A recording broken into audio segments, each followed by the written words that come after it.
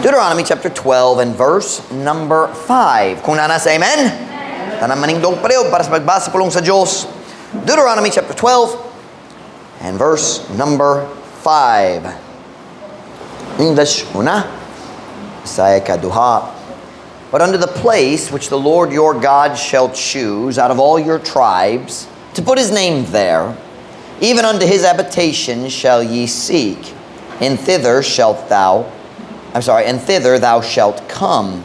And thither ye shall bring your burnt offerings. Ang pulong thither, nagpasabot dito. And thither ye shall bring your burnt offerings, and your sacrifices, and your tithes, and heave offerings of your hand, and your vows, and your freewill offerings, and the firstlings of your herds, and of your flocks. Hapan nga to sa dapit, nga sa Ginoo, nga inyong Diyos pilion, gikan sa tanan ninyong tribo, aron sa pagbutang sa ngalan dito, bisan nga to sa iyang puloy-anan, kamo mangita, o dito ikaw, moadto. O dito, kamo modala sa inyong mga halad, sinunog, o ang inyong mga sakripisyo, o sa inyong mga ikanapulog, o mga halad, binayaw, sa inyong kamot, o sa inyong mga panaar, o inyong mga halad, kinabubuton, o sa unang anak, sa inyong mga panon, sa dakong mananap, o sa inyong mga panon, sa gagmayng mananap. Now go with me to Deuteronomy chapter 31 and verse number 10.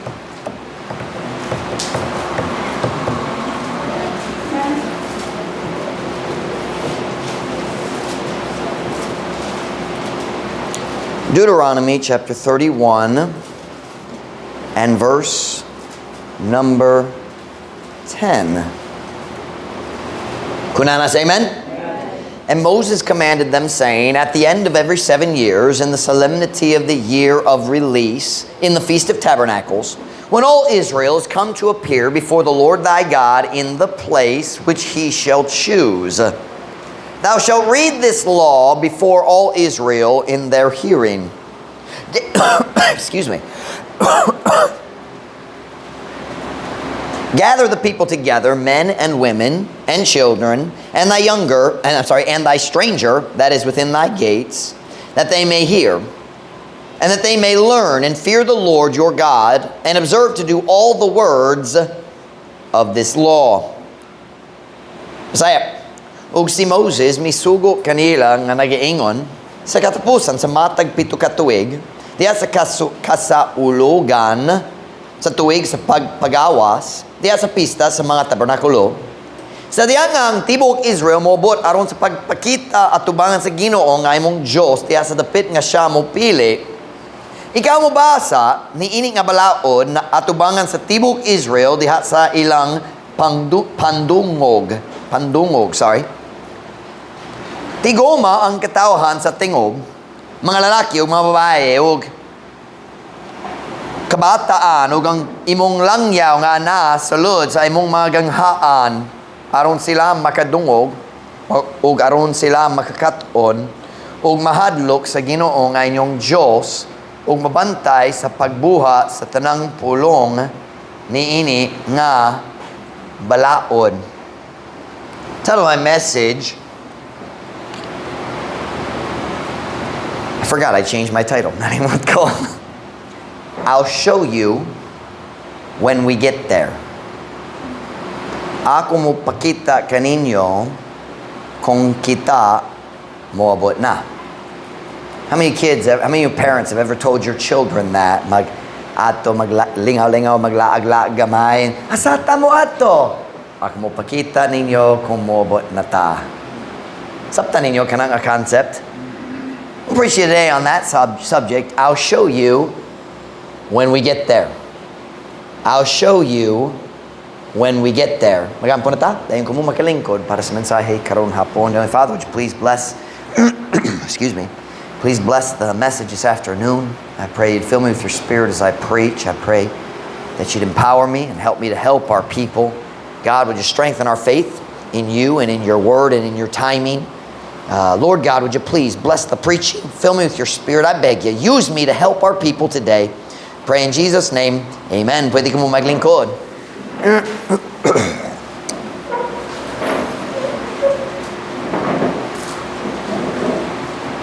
Basin 2 weeks milabay, basin 3 weeks nalimot na ko. Nagbasa ko sa Book of Deuteronomy.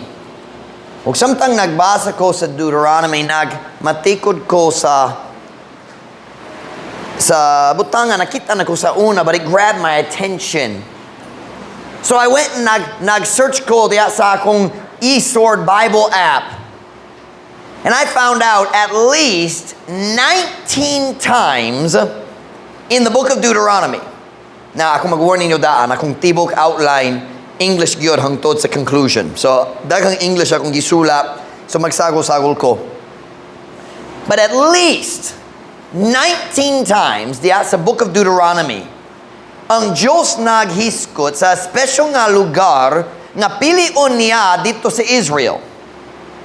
The place where they would set up the tabernacle, ang lugar nga sila magpaimutang o magtindog, magbarog sa tabernakulo, o kana mahimo ng espirituhanong sentro sa nasod sa Israel. 19 times God mentioned, He says again and again, the place that the Lord thy God will choose. Ang lugar nga pilion sa imong Diyos. Balik-balik at least 19 times. Now I'm going to draw the map because we're going to use it later. And dili ta mag-focus sa nasod sa Egypt, so I'm just going to make the Mediterranean Sea a little bit bigger. So down here we've got the land of Egypt, pero dili ka natong focus. Mag-focus ta karon. We're not going to worry about the Red Sea down here. Mag-focus ta karon sa nasod sa Israel. We have up here the Sea of Galilee. Dayon na Jordan River dere. Dayon dere sa tumoy sa Jordan River na ay Dead Sea. The Dead Sea shaped something like that. Duol sa about the same level as the bottom of the Mediterranean Sea. And this kini nga area dere ang nasod sa Israel hangtod karon.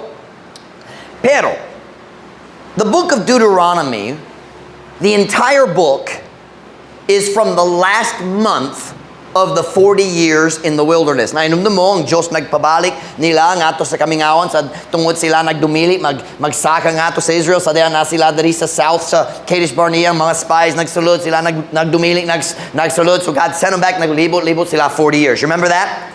In the 40th year, 11th month, nagsugod na ang book of Deuteronomy. So the entire book is only 1 month, not even one whole month, the book of Deuteronomy. So they were somewhere about this area here, on this side of the Jordan River.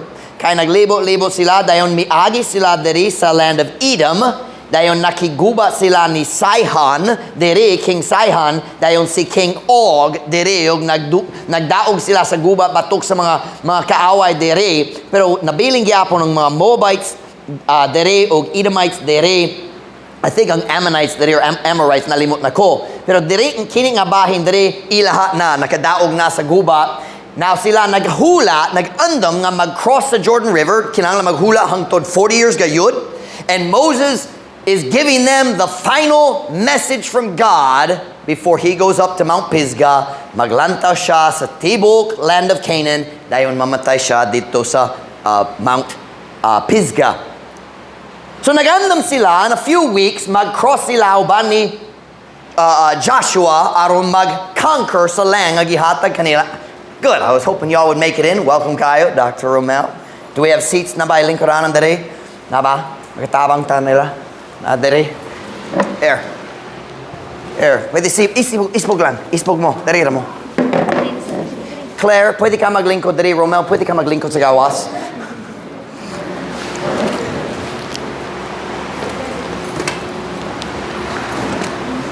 Later, we'll use that map, but I decided to write it now, so I'd be ready. So now si Moses, dere, somewhere in this area here, nagwali nga to sa tibok nasod sa Israel, nagpainumdum nila, kabayan sa ilang tibok, history, gikan sa Egypt, diya sa kamingawan, ang nagpainumdum nila sa tanan, nagpainumdum kanila sa balaod, nga ang Diyos mihatag kanila, and they're getting ready to cross. And at least 19 times, Moses said, na ay lugar somewhere dere. This whole area here, all of this is their future kingdom. All this up here, diri sa north, somewhere, naay syudad, naay lugar, nga pilion sa Diyos aron mubutang sa iyang ngalan dito. It'll be the place that's called by God's name. Kanang lugar kamo magpabarog sa tabernakulo, and that will become the spiritual center of the land of Israel. Kamo magdala sa inyong mga sakripisyo niya ng lugar, o magdala sa kung naay pangutana gikan sa mga pari mo ato mo niya nga syudad. He says, I will show you. There is a place that the Lord your God will choose. Now, kung kabalo ka, gamay, bisang gamay kabahin sa Biblia, you know that the ultimate place God chose to place His name was Jerusalem when Solomon built the temple. Ang Diyos let's read the story. Let's look at it. 1 Kings chapter number 9 and verse number 1. 1 Kings chapter number 9 and verse number 1.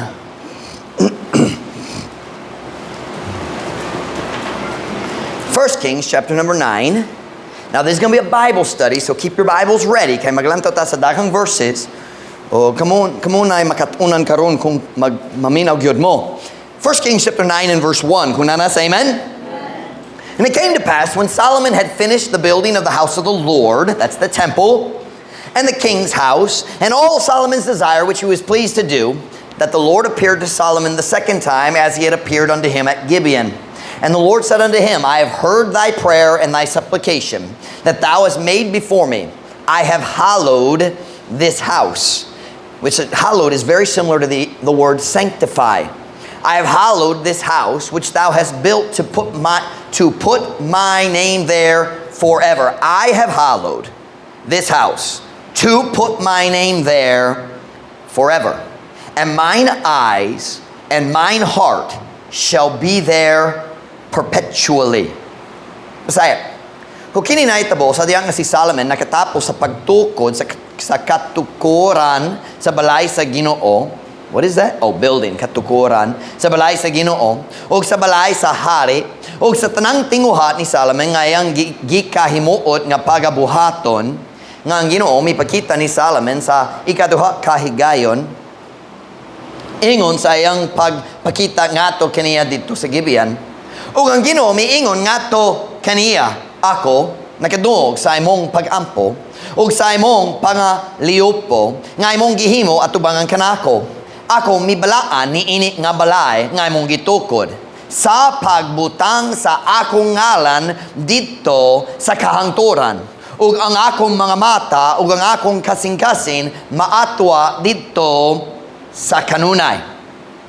So God came to Solomon and He says, ako nagbutang sa akong ngalan diri sa Zion sa akong templo diri nga gitukod nimo. Now, that term, I put my name there.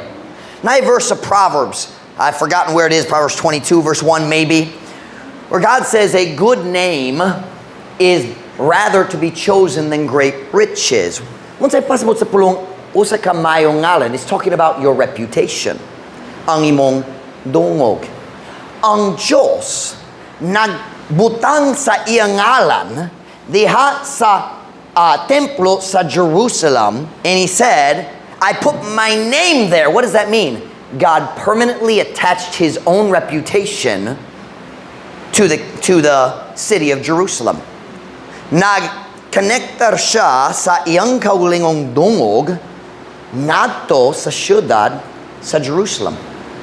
Kanamong rason, stay with me here. Kanamong rason nga naghula siya dugay kayo, taas kayo siya sa pasensya, nga dili maghukam kanila bisan dautang gayud sila, naghula siya, nagpadala sa magawali, daghang gyud ang magawali niabot, naghula, taas kayo ang pasensya. Why?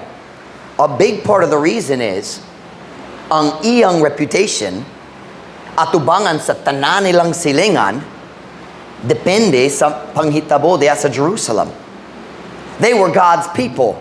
And everybody knew these are God's people. O kung ang Diyos mutugo nga ang kaaway, mudaog sa iyang kaugalingong katawhan, dakog yun ang pagkaulaw sa Ginoo at tubangan sa kalibutan. You understand, God is very, very concerned about His name. Ang tibok Biblia mo pakita niya na ang Diyos magpanalipod sa iyang kaugalingong dungog at tubangan sa kalibutan. But the Bible very clearly teaches God put His name at Jerusalem. Go with me to Isaiah chapter 48 and verse 9. Isaiah 48 verse 9. Ang Diyos naghula sa pagsilot sa Jerusalem. Just to put it very frankly, maulawon siya. Maulaw ang Ginoo at tubangan sa tibok kalibutan nga kinahanglan siya muhukam sa iyang kaugalingong katawhan. Let me tell you something. When a Christian falls into sin, it brings shame to our God.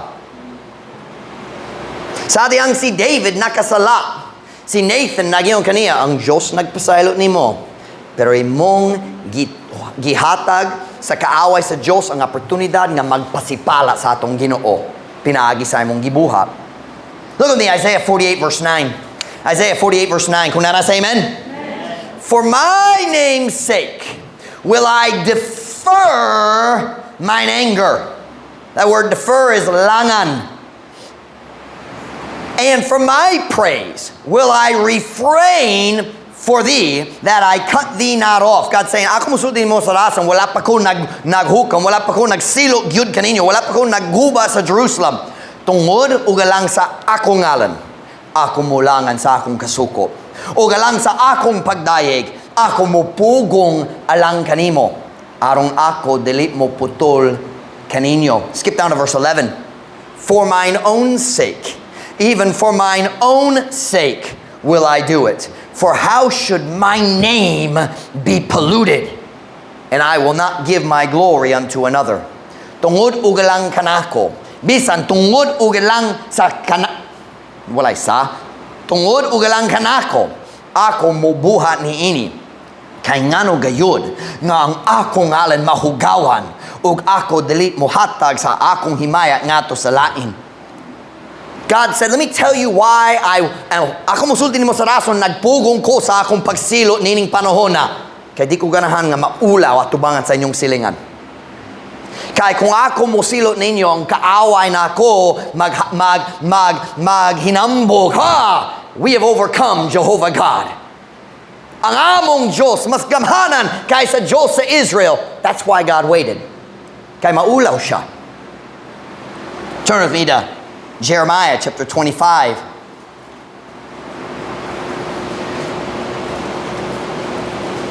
In Jeremiah 25, ang Diyos nagsugo ni Jeremiah nga magpadala sa mensahe ngadto sa dawtang lain nasod nga nagpalibo sa Israel. Nay daghang nasod diri, the Philistines, and up here you had Tyre and Sidon, and then you had the different kingdoms here. And Jeremiah sent a message to all of them.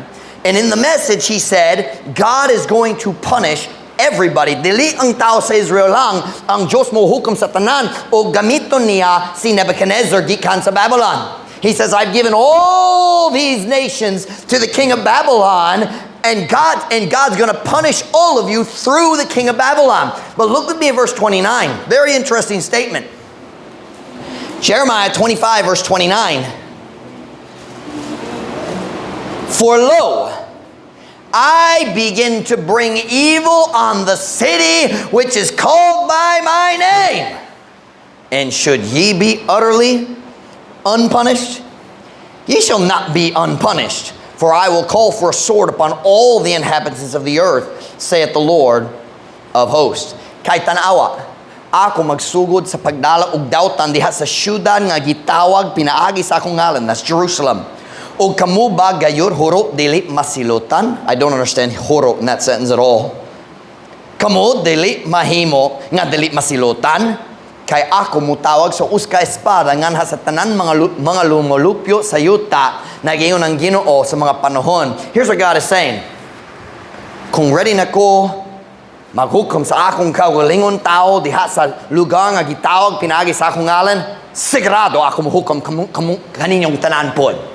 He said, why would you, if I'm going to punish the people that are called by my name, kung ako if I will accept the shame of Jerusalem being destroyed, where I said, I will take care of you. Ako mo atiman ninyo. Says, if I will accept that shame, certainly I will judge all the other wicked nations around them.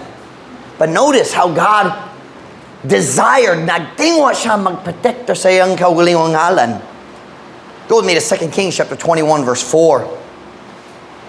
This is from the life of Manasseh. Siya ang anak ni Hezekiah.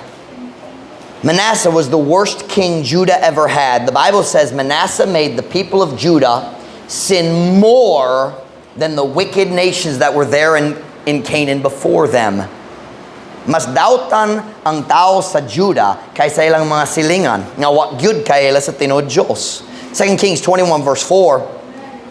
And he, Manasseh, built altars in the house of the Lord. That's the temple, kanang templo ni Solomon. And he built altars in the house of the Lord, of which the Lord said, in Jerusalem will I put my name. Ug siya mitukod og mga halaran diha sa balay sa Ginoo, nga niini ang Ginoo miingon, diha sa Jerusalem ako mubutang sa akong ngalan. God chose to connect his reputation to the city of Jerusalem. Kana ang lugar gipili sa Dios nga butangan sa iyang ngalan. But many people do not know Jerusalem was the second place God put his name, not the first. I talked about this recently, I think. Jerusalem kanang ikaduha nga lugar diin ang Dios nagbutang sa iyang ngalan. Turn with me to the book of Joshua chapter 18. Human sa kamatayon ni Moses, si Joshua ang nangulo sa tao, what's the word? Labang sa Jordan River. Is that the right word? Labang sa Jordan River. Og Joshua and the people of Israel conquered the land of Canaan. Joshua chapter 18 and verse number 1. Nagapas ba ka mo? Okay na ba? Paigo bang basaya? Okay naman ta? Joshua chapter 18 verse 1. Kunana sa amen? And the whole congregation of the children of Israel assembled together at Shiloh and set up the tabernacle of the congregation there. Where did they set up the tabernacle of the congregation? Shiloh. And the land was subdued before them. Ug ang tibuok nga katiguman sa mga anak sa Israel mitigom pagtingob sa Shiloh. Ug mipabarog sa tabernakulo sa katiguman dito. Ug ang yuta gibuntog sa atubangan nila. So human sa pag-conquer sa land of Canaan, ang Diyos nagpili sa pagbutang sa ngalan diha sa lugar gitawag Shiloh. Shiloh, Jerusalem was right here at the top of Judah. Kining dapit adri iya sa tribo sa Judah, dayon ang Simeonites nakala diha sa tibok lugar sa Judah. Just to the north we have Benjamin, na Benjamites dere, and then just beyond that, this area here was ang lugar sa tribo sa Ephraim. Kinsa si Ephraim, anak ni Joseph. Joseph had two sons, Manasseh and Ephraim, and God treated those two sons as their own tribes. So magbasa ka sa Biblia, makita ka, kung maghihap ka, 13 tribo. Kaya ang tribo ni Joseph nabahin sa duwa ka buok, na tribe of Manasseh, tribe of Judah. Dayon ang Diyos nagkuha sa tribo sa Levi and said, sila ang mag-atiman sa akong sakripisyo diha sa tabernakulo. So I'm not going to give them their own area of land. Dili kumuhatag kanila sa ilang kaugalingon nga lote. Luna is the word in the Bible, right? So dili kumuhatag nila sa ilang kaugalingon area. So there's 12 tribes that go to war and fight, and the Levites sila special man, magbantay sila sa tabernakulo sa Diyos. So anyway, we have the Ephraimites here. And somewhere in about this area was the city of Shiloh. Just a little bit north, a little more central, mas do sa tunga-tunga sa nasod. So kung ang tao magbiyahe para sa piyesta, dali, it's not quite as far aron makabot dali sa Shiloh. And that's where they set up the tabernacle. Di ang tao magdala sa ilang mga sakripisyo o moato diya sa mga panahon sa piyesta. Now go with me to Jeremiah chapter 7 and verse 12. Say, well, Pastor Mike, how do you know God chose to place his name in Shiloh? Jeremiah chapter 7 verse 12. The children of Israel, dili sila just, magpili-pili, may unsay mayong lugar, Shiloh na lang. No, God chose Shiloh. Jeremiah chapter 7 and verse 12. Ako nagyayon ninyo, mag-Bible study ta. Jeremiah chapter 7 verse 12. Kunana sa amen? But go ye now unto my place which was in Shiloh, where I set my name at the first. Asa ang Diyos nagbutang sa ngalan sa una, sa first, Shiloh, and see what I did to it for the wickedness of my people Israel. And now because ye have done all these works, saith the Lord, and I spake unto you, rising up early and speaking, but ye heard not. And I called you, but ye answered not. Therefore will I do unto this house, ang templo ni Solomon, therefore will I do unto this house, which is called by my name, wherein ye trust, and unto the place which I gave to you and to your fathers, as I have done to Shiloh. Verse 12, Bisaya, apan, lakaw kamo karon nga to sa akong dapit nga dito sa Shiloh, diin ako mipaymutang sa akong ngalan sa una, ug tanawa unsa ang akong gibuha ngadto niini tungod sa kadautan sa akong katawhan nga Israel. Now, what's going on here? Nahinumdum mo, human sa paghari ni Solomon, ang iyang anak si Rehoboam mahimong hari, ug nabahi na ang nasod si Israel. Na 10 tribes sa north kitawag Israel, na 2 tribes sa south kitawag Judah. Kay Judah mas dako gayud kaysa Benjamin. So gitawag Judah. Nabahi na ang nasod. Dayon, ang kingharian sa north, mas dautan gyud kaysa kingharian sa south. Naay mga mayong nga hari sa south, naay mga dautan nga hari sa south. Pero walay mayong hari sa north. Silang tanan dautan. Ang naay uban mas dautan, ang lain dili a little bit less wicked, pero silang tanan dautan. So, mas dali ang paghukom sa Diyos miabot nganha sa northern kingdom kaysa southern kingdom. God sent the Assyrians from the north aron mo conquer, aron mo himo kanila mga binihag, nagdalat nila ngato sa Assyria 130 years before the Judah was judged. So 130 years. Dako gyud ang diferensya. 130 years sa wala pa sila gihukman sa Diyos, sila gikuha na gidalat ngato sa Assyria nga mga binihag. So, unsa na itabo? Nagubat gayud ang Shiloh. So God said to the children of, watch now, sila dugay na dito sa Syria. Nagubat gyud ang tibok northern kingdom. Pero ang tao diri sa south dautan ra gyapon. O ang Diyos nag-warn kanila kay naay mga tao dito sa southern kingdom. They were saying, "Hey, naay ang templo sa Diyos diri. Ang Diyos dili gyud mo hukam kanato diri kay kini ang iyang lugar. Iyang ngalan na diri. Kung siya mo hukom kanato, kana makapaulaw kaniya. Dili siya maghimo ni anak." They would say, "The temple of the Lord, the temple of the Lord, the temple of the Lord are these." Kanaya lang pagpahayag, God won't judge us here kay kini ang iyang templo. And God says, "Hey, go take a walk. Lakaw na nga to sa Shiloh. Nantawa kung ang akong gibuha nga to kanila. Kay kana yura akong buhaton kaninyo." Let's read the last verse, verse 14. "Busa ako mubuha nga to niini nga balay, ang templo ni Solomon, nga gitawag pinaagi sa akong ngalan, diin kamo nagsalig.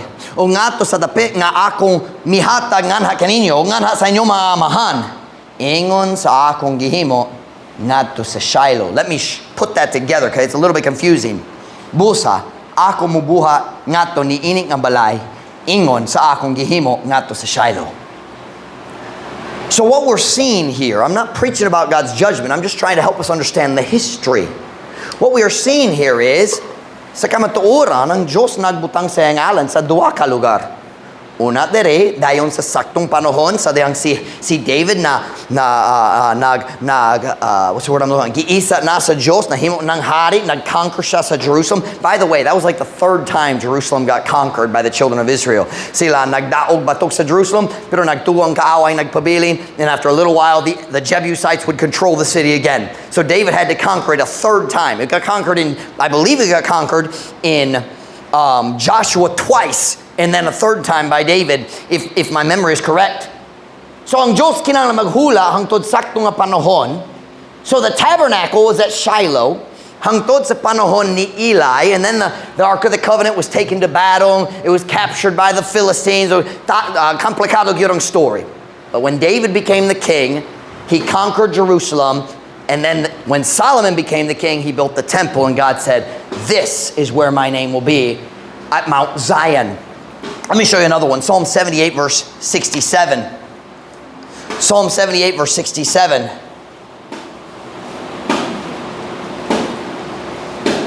Psalm 78, verse 67. I just learned this today. I've never noticed this before in Psalm 78. Kunana say amen? Moreover, he, God, refused the tabernacle of Joseph and chose not the tribe of Ephraim. Wait a minute. Where is Shiloh? In the tribe of Ephraim. Pero temporaryo lang. Gikan sa sinugdanan ng Diyos nagplano pohon-pohon magbalhin dari sa Jerusalem. But he refused. He said, I'm not going to make this permanent, but for now. But chose the tribe of Judah, the Mount Zion, which he loved. What is Mount Zion? That's Jerusalem. That's one of the mountains of Jerusalem. And he built his sanctuary like high places, like the earth which he hath established forever. His sanctuary, that's the temple. Dugang pa, siya midumili sa tabernakulo ni Jose, o wala mipili sa tribo ni Ephraim. So that's two ways of saying the same thing. Kaya si Ephraim ang anak ni Joseph. Apan mipili ang Diyos sa tribo ni Judah, ang bukid Zion nga iyang gihigugma, ug mitukod sa iyang gibalaang dapit sama sa habog nga mga palasyo, sama sa yuta nga iyang gitukod sa kahangturan. So here's the question I want to ask you today. Look up sa book of Deuteronomy. At least 19 times, God says to his people, when you cross over the Jordan River, pilion nako ang lugar diin ibutang nako ang akong ngalan. So here's my question. Did God know where that place would be? Ang Diyos ba kabalodaan na sa iyang ibutang ang iyang ngalan? Kabalo ba siya? Siyempre, God knows everything, past, present, future. Siyempre, ang Diyos nahibalo sa tanan. Nahibalo siya sa tanan detalye.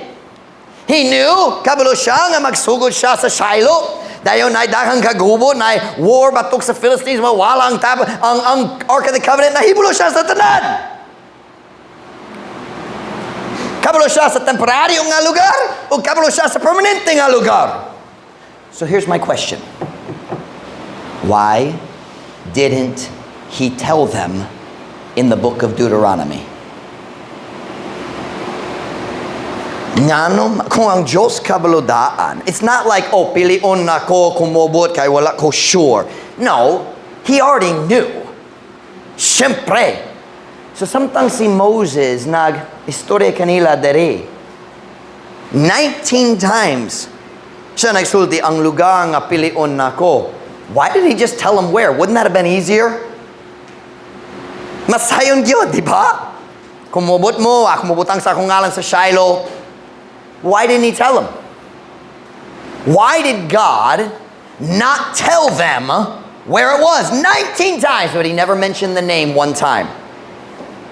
I think the answer is really obvious. Wala siya nagyong kanila, kay wala pa sila ready. Wala pa sila andam nga mahibalo. Now think with me for a minute. Sa tanan mga tao nga andam mo sulod sa promised land. Naidua lang nga nakasulod sa promised land sa una, si Joshua ug Caleb. Ang tanan lain, wala gyud nagsulod sa promised land. Do you know what that means? They didn't know where Shiloh was because they'd never been there. They didn't even know where Jerusalem was. Kay wa gyud sila nakabisita dito. There is no way, walay paagi nga sila makasabot nga kinahanglan sila temporaryo magbarog sa tabernacle dere dayon sa umaabot magbalhin. They could not possibly understand all that. Di ba?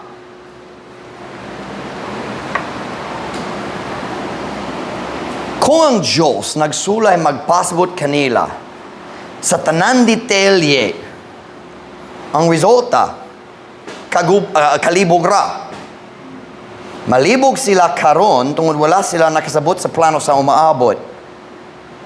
So, diha sa kaalam sa Diyos, nagsulti lang siya sa iyang katawhan. Pilion na ko kung magsulod na kamo sa promised land, pilion na ko sa special nga lugar nga mahimo ng espirituhanong sentro sa inyong nasod. I'm gonna choose a place diin kamo magdala sa inyong sakripisyo. I'm gonna choose a place diin kamo moadto para sa lain-lain piyesta. But I'm not going to tell you where it is until we get there. Dili ko mosulti ninyo asa dapit hangtod moabot na ta. Si Pastor Mike, so unsay practical para nato? Listen to me very carefully. Here's the message. You ready? Kung naay uska butang nga magbabag kanato gikan sa perpektong kabubuton sa Dios, kana mao nga atong pagpaningil nga ang Dios mo pasabot kanato karon kung unsa ang iyang plano sa umaabot. Did you just get what I just said? Nakasabot ba? Kadaghang sa Kristohano nga modumili sa kabubuton sa Dios karon tungod wala pa siya nagpakita kanila kung asa kanamo tumong. O mawala ang nindong nga kabubuton sa Dios karon ug sa umaabot kay ganan sila makasabot sa tanandaan. And God doesn't work that way. Naay problema ang Diyos na hibalo nga dali pa ta ready nga makasabot sa iyang tibok plano sa umaabot. So He doesn't tell us kay di kaya nato. Today in 2025, God hasn't changed. Sa maragyapo na siya nindong nga plano para sa kinabuhi sa matag tao nga mosunod kaniya. And He tells us today the same thing He told Israel. Na ako'y plano. Nindo kaayo ang akong plano. And I'll show it to you when we get there. Ako mo pakita kaninyo sa akong plano kung mobot na ta. But here's the problem.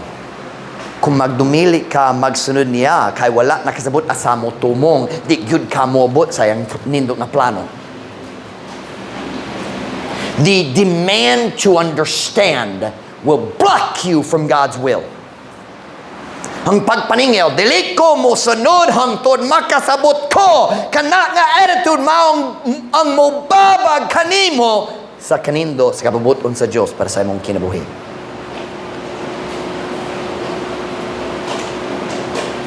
God knows that you aren't ready to understand His whole plan. So He says, follow me today. Kung kita mo abot, ako mo pakita ni mo kung unsa akong plano gikan sa sinugdanan. Pero wala pa ka ready karon. God has a wonderful plan. The question is, buot ba ka mo salig kaniya samtang ikaw maghula?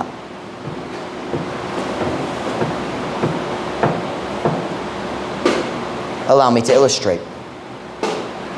It is God's will for the vast majority of young people to get married.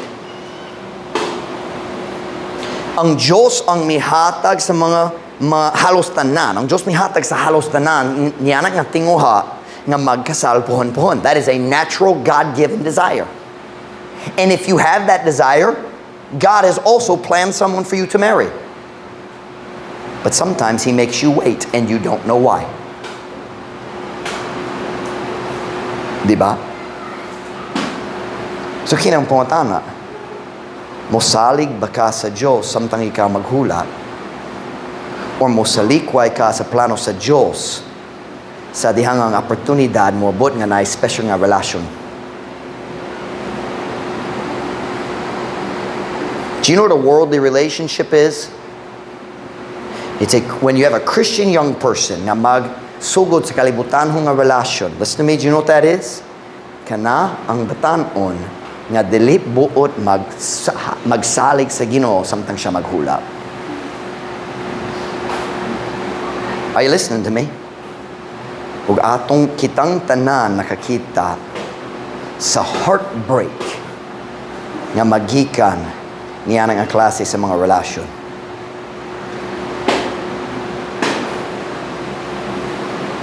The question for our young people today is this: are you willing to let God lead you one step at a time? I don't know how to say one step at a time. Tagsa means one by one, but I don't know what's one step at a time. But I can show it to you. Ginoo, unsay sunod? Oh, dire, sige. Unsay sunod? Dire, sige. Step by step. Do you know what our problem is? Ganahan ta mahibulo karon. 16 na ko, kinsa akong bana. Ayaw ka bala ka, wala pa siya na tao. Padulong pa. Listen to me now. We want to know the end. Kanan ta mahibalo sa kinatumyan, busa magdumilit tas kabubuton sa Diyos karon, dahil mawala ang kinatumyan.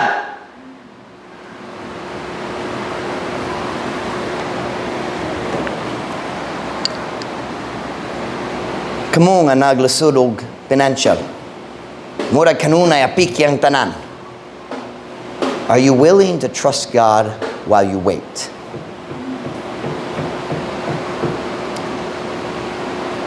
O mubiya ka sa kabubuton sa Diyos kung na'y oportunidad nga na'y mas dakong sweldo. People who make decisions based on money regret their decisions. They that will be rich fall.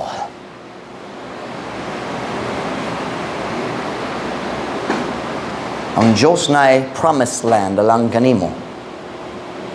Buot ba ka magsalig kaniya samtang ikaw maghula? Or are you gonna run ahead of God and ruin His plans? Are you willing to let God lead you one step at a time? Ginoo, asa ta padulong? I'll tell you when we get there. Pero kailangan ko mahibulo karon. I'll tell you when we get there.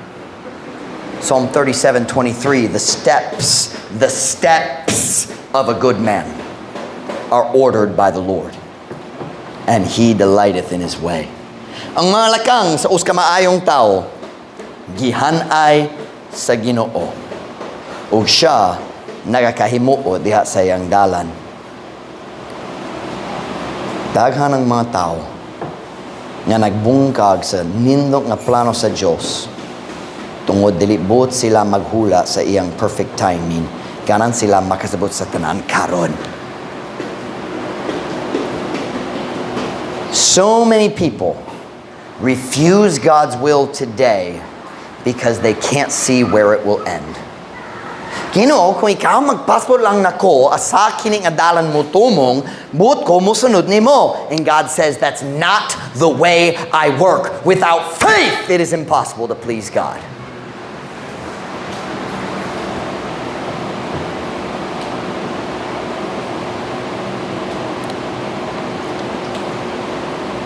I'd just like to ask this afternoon, kung makakita ka sa katapusan sa dalan, asa man ang pagtuo?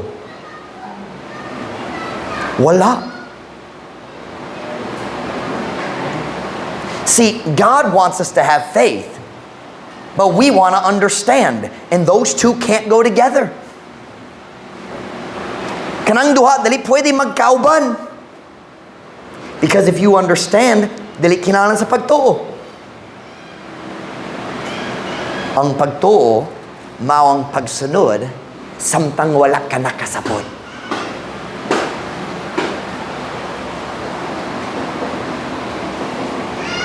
Pastor Mike, kung ako musunod sa kababuton sa Diyos, sa ka na mutumong.